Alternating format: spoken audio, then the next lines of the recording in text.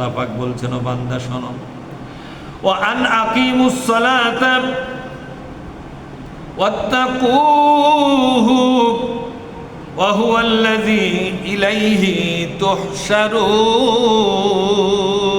কোন আল্লাহু আকবার। ওয়া আন আকিমুস সালাতা, আজ থেকে তোমরা নামাজ কায়েমের চেষ্টা করতে থাকো। নিজেরা নামাজ পড়ো, এই কায়েমটা তোমার মধ্যে কেবল হলো। তোমার পরিবার নামাজ পড়ে, তোমার নামাজটা কেবল পরিবারে কায়েম হলো। এইভাবে করে গোটা দেশে নামাজটাকে কায়েম করার জন্য উঠে পড়ে লেগে যাও। তার মানে হলো এমন একটা সরকার তোমরা কায়েম করো। আল্লাযীনা ইম্মাক্কান্নাহুম ফিল আরদে, সূরা হজের মধ্যে এই কথা আল্লাহ বলছেন, আল্লাযীনা ইম্মাক্কান্নাহুম ফিল আরদে, যারা ক্ষমতায় বসবে এমন একটা সরকার যেন ক্ষমতায় বসে। সরকার কি এমনি ক্ষমতায় বসে না, জনগণ বসায়? বলেন তো, সরকার কি এমনি জোর করে যা ক্ষমতায় বসে না, জনগণ বসায়? ওই একটা রাজনৈতিক দলের সঙ্গে দেশের অসংখ্য লাখ কোটি জনতা থাকে, সবাই মিলে দলটাকে সমর্থন দিয়া, সাপোর্ট দিয়া ক্ষমতার চেয়ারে বসায় দেয়। কথা ঠিক না? আল্লাহ পাক বলছেন এমন একটা দলকে তোমরা ক্ষমতায় বসাবা, যেই দল ক্ষমতায় বসার পরে তারা কি করবে? আল্লাহর দেওয়া ফরজ ইবাদত নামাজটাকে তারা কায়েম করবে। নামাজটাকে তারা আকামুস সালাতা, নামাজ কায়েম করবে। ওয়া আতাবুজ যাকাতা, যাকাত ভিত্তিক অর্থনীতি চালু করবে। সুদ ভিত্তিক অর্থনীতিকে মাটি চাপা দিয়ে দিবে। দেশের 1 ইঞ্চি জমিনের মধ্যে সুদের অর্থনীতি তারা রাখবে না। গোটা দেশের প্রতি ইঞ্চি জমিনে সুদের অর্থনীতিকে কবরস্থ করে দিয়া যাকাতের অর্থনীতি চালু করে দিবে। এই সরকার ক্ষমতায় বসাও। ইমানদারেরা, তোমরা এরকম একটা সরকার ক্ষমতায় বসাবার জন্য উঠে পড়ে লাগো। কার কথা? আল্লাহ পাক বলছেন, ওয়াত্তাকুহু, আল্লাহকে ভয় করিয়া জাহান্নামে যাওয়ার জন্য যে অপরাধগুলো তোমাদের দেখানো হলো, এই অপরাধ করলে জাহান্নামে যাওয়া লাগবে, ওই অপরাধ করলে জাহান্নামে যাওয়া লাগবে। জাহান্নামে যাওয়ার যে অপরাধগুলোর কারণে মানুষকে জাহান্নামে যাওয়া লাগে, ওই অপরাধগুলো আল্লাহর ভয়ে চিরদিনের জন্য ছেড়ে দাও। কার কথা? শুধু নামাজি হলে চলবে না। অনেক নামাজি নামাজও পড়ে, আবার মিথ্যা সাক্ষীও দেয়। এরকম নামাজি আছে না নাই? নামাজের সময় নামাজ পড়ে, ব্যবসার সময় প্রতারণা করে। নামাজের সময় নামাজ পড়ে, অফিসে বসে ঘুষও খায়। এরকম নামাজি আছে না নাই? দুর্নীতি করে, ঘুষ খায়, স্বজনপ্রীতি করে, মিথ্যা কথা বলে, ষড়যন্ত্র করে, অন্যায় করে করে সম্পদের পাহাড় রচনা করে। আল্লাহ পাক বলছেন শুধু নামাজি হলে চলবে না, যে আল্লাহর জন্য নামাজ পড়ো, ওই আল্লাহর ভয়ে অপরাধগুলো ছেড়ে দাও। শুধু একদিকে নামাজি হবে, অপরাধগুলো ছাড়বে না, এই দ্বিমুখী চরিত্র আল্লাহর কাছে পছন্দ নয়। নামাজিদের নামাজ বাতিল হবে তখনই যে নামাজি নামাজের সময় নামাজ পড়ে, আর যে সকল অন্যায় করতে নিষেধ করা হয়েছে সে অন্যায়গুলো সে করে। সে খাদ্যে ভেজাল দেয়, কথা বলতে মিথ্যা কথা বলে, এমন একটা দল করে, এমন একটা রাজনীতি করে যে রাজনীতি কোরআন কায়েমের দল নয়, সেই দলটা দায়া করে। আবার সুদের ব্যাংকের সঙ্গে বা এনজিওর সঙ্গে বা সুদ দেওয়ার কোনো লোকের কাছে টাকা নিয়ে তার প্রয়োজনটা পূরণ করে। এইভাবে যে অপরাধগুলো তাকে ছাড়তে বলা হয়েছিল, সে অপরাধগুলো কোনোটাই ছাড়ে না। 2-4টা অপরাধ নিয়েই তার জীবন চালায়। আবার নামাজের সময় নামাজও পড়ে। আল্লাহ পাক বলছেন এমন নামাজির নামাজ আল্লাহর দরবারে কবুল হবে না। নাউযুবিল্লাহ। ওয়া হুয়াল্লাযী ইলাইহি তুহশারুন, তিনি আবার এমন এক আল্লাহ যে আল্লাহ রব্বুল আলামিন, তার কাছেই তোমাকে জমা হতে হবে। তার মানে হলো তোমরা যখন এই পৃথিবীতে আসো, মনে করো না পৃথিবী শেষ, এখানেই মারা যাবা, এখানে কবরস্থ হবা, তোমার দেহটা মাটি হবে, এমনকি তোমার দেহের হাড় হাড্ডি পর্যন্ত এক সময় মাটি হবে। হাড়টাও কিন্তু এক সময় কি হয়ে যাবে? মাটি হবে।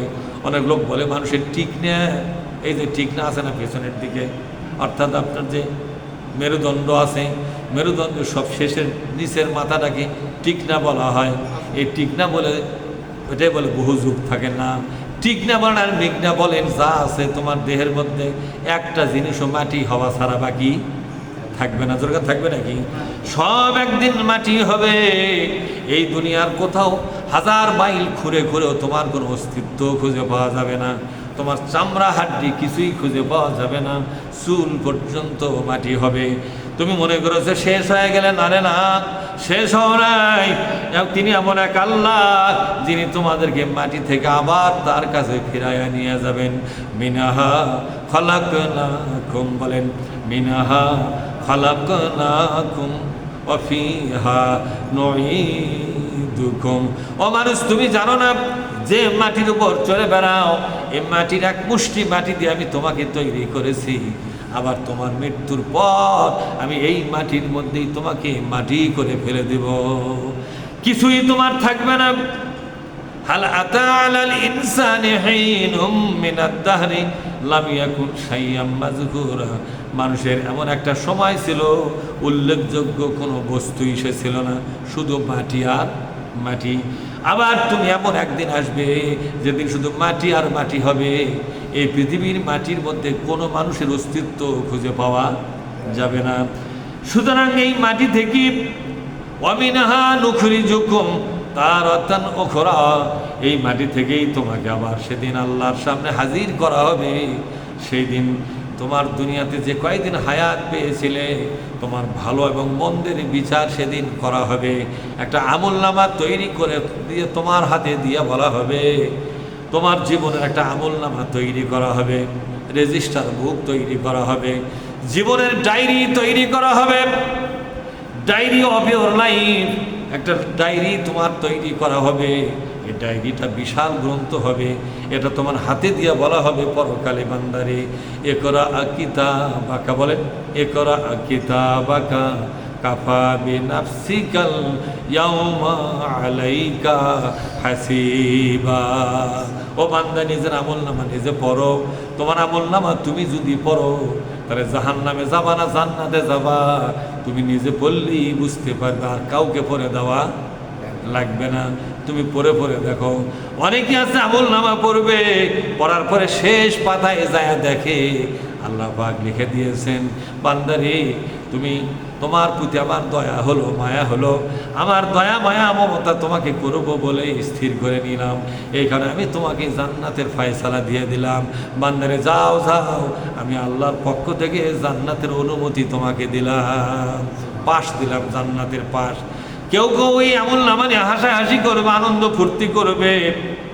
আবার কেউ আমলনামা নিয়ে কান্দাকাটি করে বলবে, আল্লাহ আমাকে মাটি করে দাও, আমাকে তুমি শেষ করে দাও, ধ্বংস করে দাও, বিলীন করে দাও।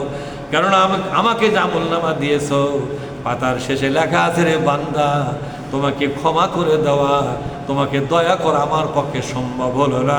এমন কিছু অপরাধ তুমি করে বসেছ, এমন কিছু অন্যায় অবিচার দুনিয়াতে করে তুমি এসেছ, যার কারণে আমার দয়া মায়া মমতা তোমার জন্য দেওয়া সম্ভব হলো না।